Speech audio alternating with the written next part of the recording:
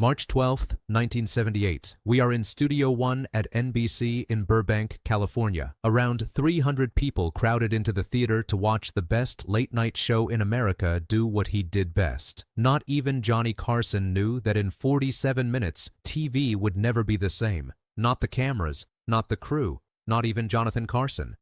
Because Clint Eastwood didn't just walk out on stage that night to sell a movie.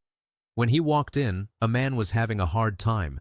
The room was dead silent when Johnny Carson finally told the truth that he had been hiding for 16 years. Not a laugh or a cheer. Only 300 people held their breath as they watched the late-night king take off his crown and show how much it cost him to wear. But this is even stronger because of this. Clint Eastwood, who is known as Hollywood's toughest man and has made a name for himself playing characters who never give up, cry, or show weakness, did something that shocked everyone. That showed he wasn't that different from Johnny after all. Two men, each wearing a carefully made mask, finally looked at each other and told the truth. It was such an honest and raw moment that the grown men in the control room looked away from their monitors. It's not a story about fame or getting rich. It's about two guys who had everything other people thought they should want, but barely anything they needed. What they did to each other on that stage would show this is the truth about Hollywood, acting, and what it costs to act like someone you're not. That still rings true today. Also, tell us where you're watching from before we go any further. Also, click the like button if you've ever felt like you were acting instead of living. The next thing you hear could change the way you see everything. I'm Celebrity Unseen, and I tell you the stories that Hollywood didn't want you to hear, the events that caused everything to change, and the secrets that have been kept until now. But first, we need to go back to the start of everything. In 1978, The Tonight Show with Johnny Carson was more than just a TV show.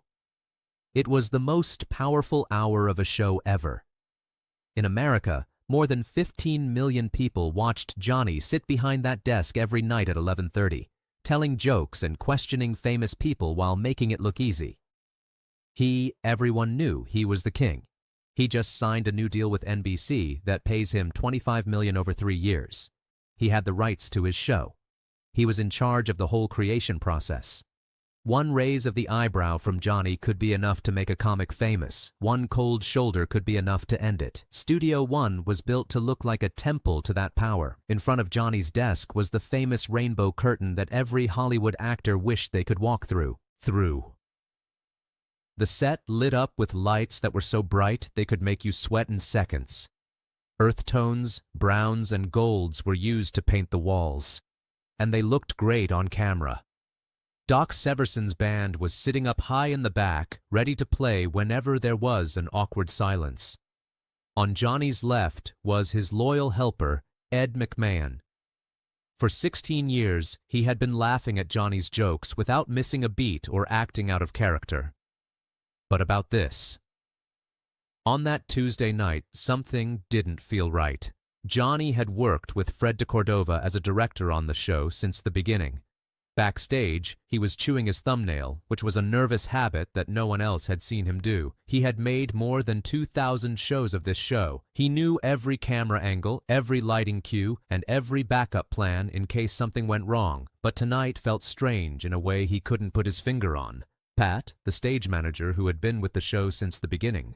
Since 1962, they kept checking her headset and making changes to things that didn't need to be made. People in power had been seen going through that screen. That couch had hosted some of the world's biggest stars. Things felt heavy and charged tonight, though, like something was about to break. It was clear to everyone in the room. It felt like the normal buzzing excitement was heavier, like the air before a storm. 300 people sat in rows and stretched. Back to the dark. They are all waiting. Some with homemade signs and others with signing books in their hands. But what exactly are they looking for? They couldn't say anything. Johnny Carson, who was 52 years old and at the top of his career, sat in his dressing room and stared at himself in the mirror. The lights around the mirror made his perfectly combed hair, fitted suit, and practiced smile stand out. The news talked about his 3 divorces. What he drank was talked about in every part of Hollywood. He was known for being cold and distant when he wasn't on TV. Anyone who had tried to get close to him knew this. But when the cameras came out, none of that mattered, because Johnny Carson was perfect, attractive, quick, and impossible to beat. He had no idea why America loved him. One difference is that the mask felt heavier tonight than normal. It felt like it was smothering him tonight. Going down the hall, Clint Eastwood drank black coffee from a paper cup while sitting alone in the green room. He was the biggest movie star in the world when he was 47. Dirty Harry, the man with no name. They were strong and quiet, and they never showed feeling or weakness. A lot of men wished they were him. A huge number of women wanted to be with him.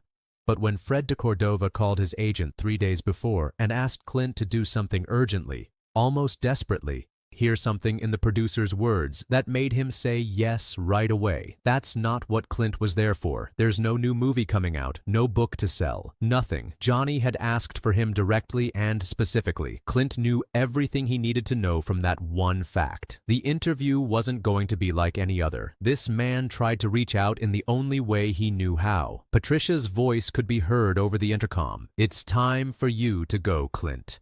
He slowly stood up, put his jacket back in place, and walked over to the curtain. Behind it, he could hear Johnny beginning to introduce himself. Every word was carefully timed and measured, but Clint could hear something else. Something breaking beneath that trained excitement. His mind was already made up about how the next 47 minutes would change both of their lives forever as he pushed through the curtain. To all of you, one of the biggest, actor Clint Eastwood, who stars in movies. The band broke out into the good, the bad, and the ugly theme.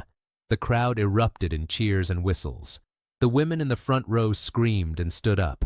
This was a famous person from Hollywood coming onto the stage. Clint pushed through the rainbow curtain with the calmness and small wave that are his trademarks. Not much going on, just being there. He took 6 long steps to cross the stage. Johnny stood up to meet him, putting out his hand and smiling that famous smile. But Clint saw it right away when their eyes locked for just 3 seconds when their hands touched.